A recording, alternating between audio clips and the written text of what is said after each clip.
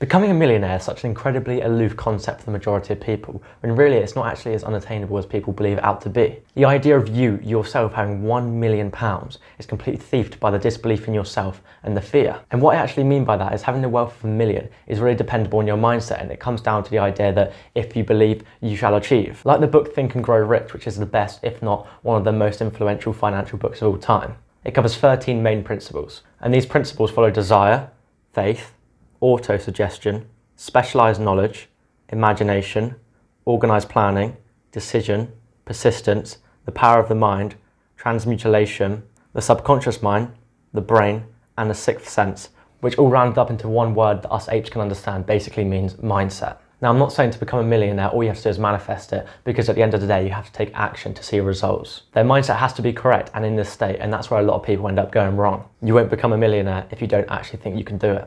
Hi, my name's Callum, and in this video, I'm going to be explaining to you the easiest way that me, you, and everyone else can become a millionaire. Now, if you're thinking there isn't any easy way to become a millionaire, well, you're wrong. And you probably think that in order to become a millionaire, it consists of hard work, millionaire morning routines, and determination, which is all true, apart from the morning routine bit. But there is one tool that almost every single person has access to that can slowly build your wealth over time through passive income, and if carried out correctly, can certainly enable you to become a millionaire. How long will it actually take to become a millionaire, you ask? Well, that factor depends on you. Let me explain. If you're educated or you know anything about stocks or investing already, you probably already know how this works. If you don't click off this video. This video isn't just for professional day traders. Anyone that actually has common sense can do it. The easiest way to actually become a millionaire is to invest in a low risk index fund. Low risk meaning your money isn't going to suddenly disappear one day, but it also isn't going to randomly 10x one day. And an index fund, basically a basket of stocks that's designed to mirror the performance of a financial market indexed. Now, don't be put off by these big words. Think of it as like a basket of companies placed on top of a tree,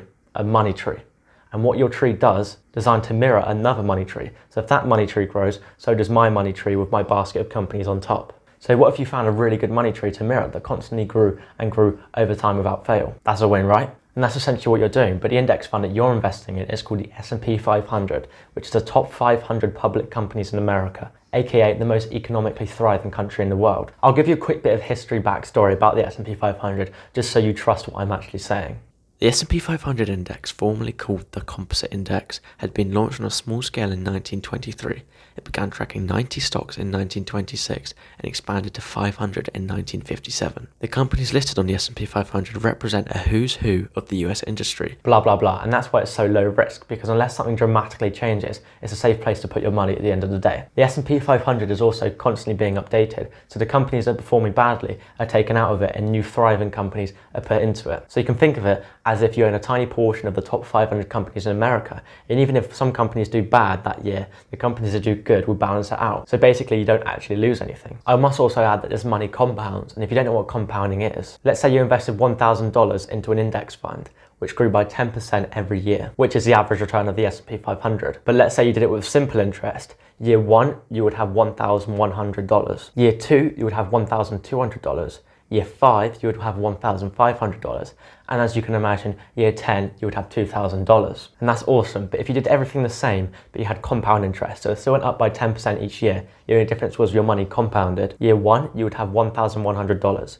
Year 2, you would have $1,210. Year 5, you would have $1,610. But year 10, you would have $2,593. As opposed to $2,000. And that's because with compound interest, it takes the previous number and then works out the interest based on that. But with simple interest, it takes the original amount that you invested and works out the interest based on that. So just to give you a better perspective, instead of investing $1,000, let's say you invested $20,000 for 30 years. This is with a 10% interest rate like the S&P 500, but with simple interest, which the S&P 500 is not. After 30 years, you would have a whopping $80,000, which is awesome. But with the same amount of time, interest, and money, but compounded, after 30 years, you would have $376,747.99. That might be quite hard to get an actual grip of, but essentially with compounding, you're making your money make money. So if you've ever heard anyone say you have to learn how to make your money make money, this is a major way to do it. So all you have to do is hop onto an interest rate calculator, pump in the numbers that best suits you, and look at the return that you're projected. You can mess around the numbers to see the outcome that you're comfortable with, but do remember that the number it says isn't completely guaranteed, as it's based on the American market. So if everything were to just crash and burn one day, then so would your money. So you are essentially putting your faith in the American economy. So of course you have to invest what suits you best at the end of the day,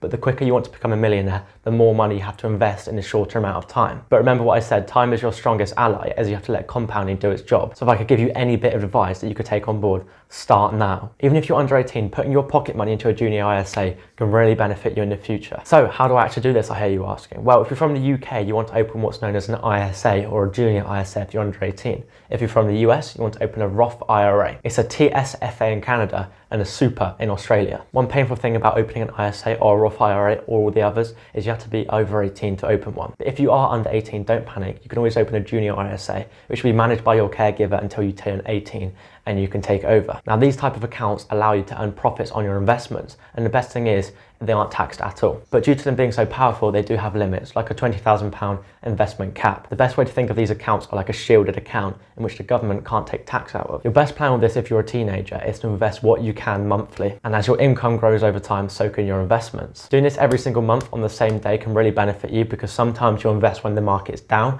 and sometimes you'll invest when the market is up. But you do not want to time the market. Because if you try and time the market, you're just delaying compounding. If you've just been paid from your job and you're holding the money waiting for the market to dip, you're just losing money over the years to come. If you're on a trading broker app like Trading212, you'll see what's known as an ETF.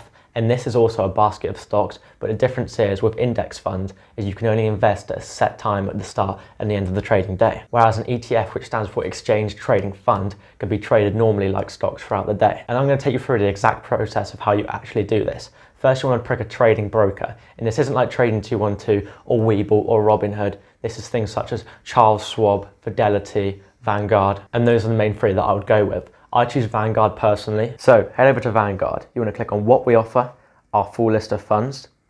Now this page does look complicated, but don't be overwhelmed. You don't need to know all of it. First, you want to look at expense ratio, which is how much they charge you, which in actual fact is very, very low. You also want to look at the average return, but do remember that the past performance isn't always guaranteed in the future. To get straight to the S&P 500, you want to scroll down to here, click on the S&P 500, and you have all your information here as well as the past graph to do your own research on it. You want to hit invest now and continue to the purchase. It will then ask you to create an account if you don't already have one. Fill in your info, and from there you can automate things like invest automatically each month, etc. You can constantly track this through Vanguard, and if you're under 18, it will also help you set up a junior ISA account. Now, investing in the S&P 500, you must be patient. You must let compounding do its job, because the more money that's in that investment account is the more money that the money will make, if that makes sense. And you'll end up having more interest each year than you're actually investing in a year. You can of course take it out accordingly to yourself, but you've got to remember that key mindset concept that I was talking to you about earlier. Of course, no one wants to become a millionaire slowly, but if you can do it with no actual extra work, it's a win. And the reason this is so easy is because it's passive. And yes, of course, you have to get the money from somewhere. But even with just a part-time job as a teen, you're setting yourself up for financial freedom in the future. Consistency is also key.